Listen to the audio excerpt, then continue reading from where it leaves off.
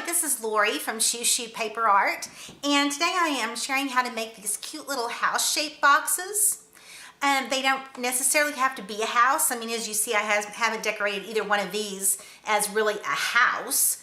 So they work for things that you want to package for Christmas or birthdays or whatever. And you could certainly decorate it just like a house if you wanted to. So let's go. This is pretty easy. The first thing you're going to need is paper, and you're going to need two pieces. One that is 7 by 9 and one that is 3 by 7.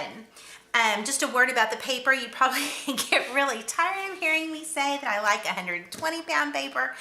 It's only because it is so nice and sturdy. You could certainly use 100-pound paper. You could use cardstock.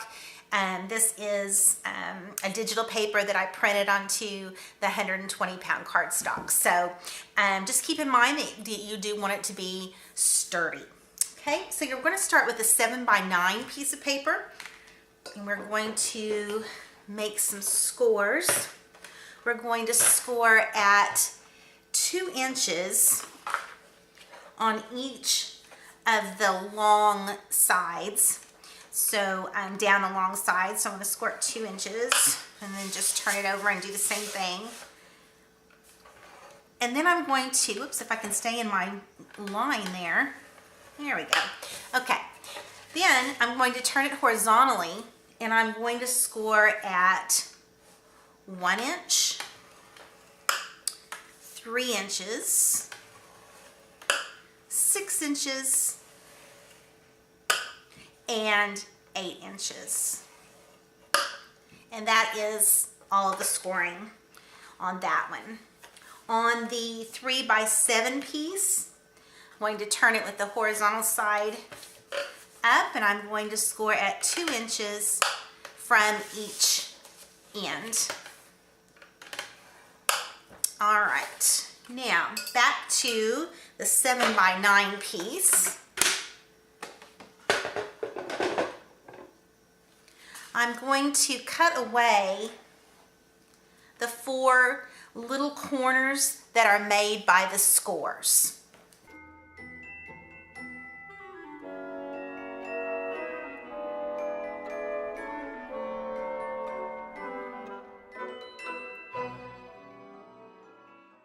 I'm left with these 2 tabs here on the sides.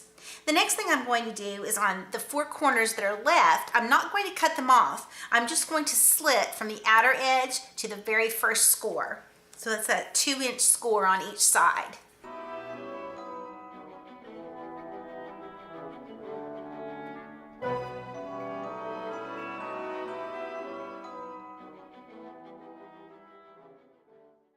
One side only, I'm going to make a peak, and I'm going to make the peak on the middle part.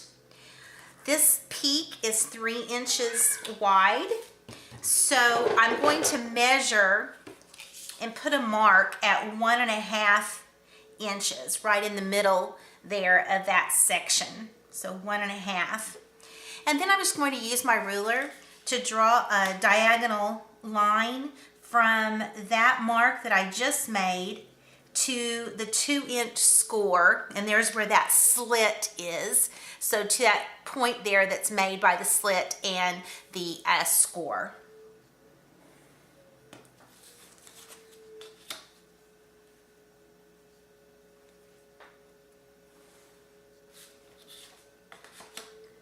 And now I'm just going to cut where I drew the lines.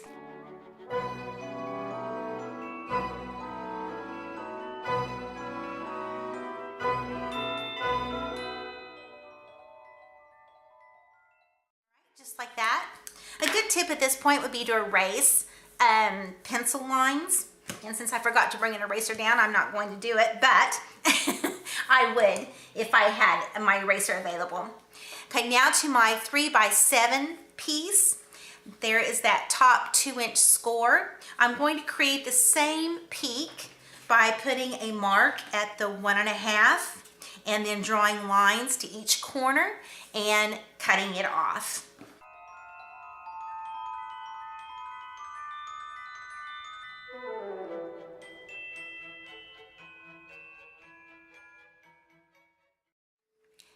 Now I'm going to go back to the bigger 7x9 piece, and I'm going to fold on the scores.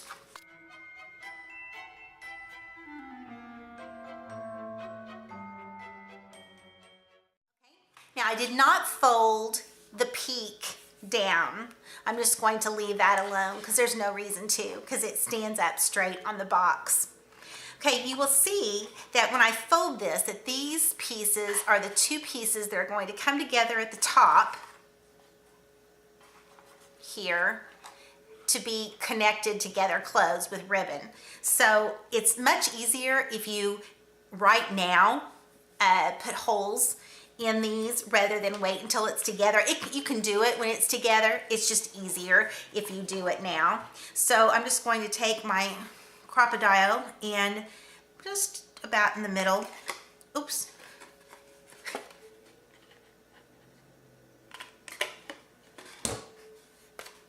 Okay, you can see that I screwed that up. I'm going to take a piece of cardstock and fix that. I won't give this one to anybody. But just so that we can continue on, we will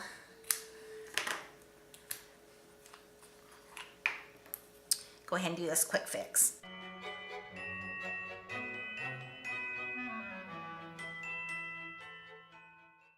So there's a good tip. Don't make sure you're not too close to the edge when you do that.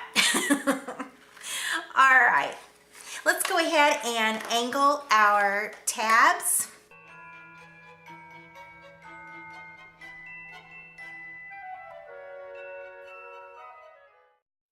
Now we're ready to put the box together. I'm going to start by putting this portion together, and then this is going to lay on top. So I'm going to fold these pieces in and bring the bottom up. Make sure those are going to align, and when I look at it, I see that my folded pieces, the ones that I'm folding in, are just a little bit taller than my bottom piece. And so to make sure that that fits together just a little bit better, I'm going to go ahead and on those outside edges, I'm also going to angle those in just a little bit.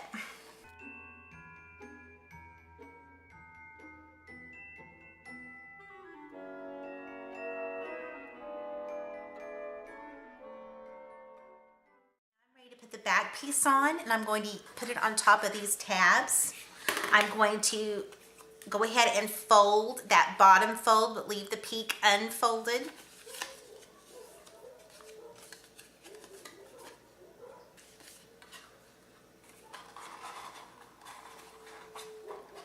I'll wrap the bottom and glue the sides.